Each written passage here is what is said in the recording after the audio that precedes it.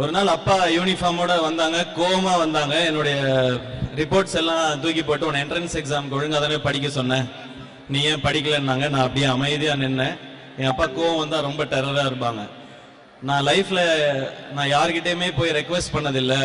உனக்காக போய் நான் பிரின்சிபல்கிட்ட ரெக்வெஸ்ட் பண்ணேன்.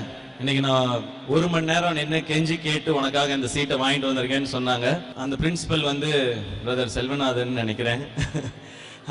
அப்ப எனக்கு சொன்னாங்க, எனக்கு ரொம்ப கஷ்டமா இருந்தது. நான் எதுக்காகவும் யார்கிட்டையும் எந்த ரெக்கமெண்டேஷனுக்கும் போனதில்லை, கேட்டதில்லை. தயவு செஞ்சு ஒழுங்கா படி அப்படின்னு சொன்னாங்க. நான் அதுக்கப்புறம் 10th டீசெண்டா ஸ்கோர் பண்ணி 80% பிளஸ் மார்க்ஸ் வாங்கிடுவேன். ரொம்ப வஸ்ட்டும் இல்லை, ரொம்ப சூப்பரா படிக்கிறாலும் கிடையாது. பட் அன்னைக்கு அப்பா வந்து இங்க சீட்டுக்காக நிக்க வச்சிட்டேனேன்னு ஒரு கஷ்டம் இருந்தது.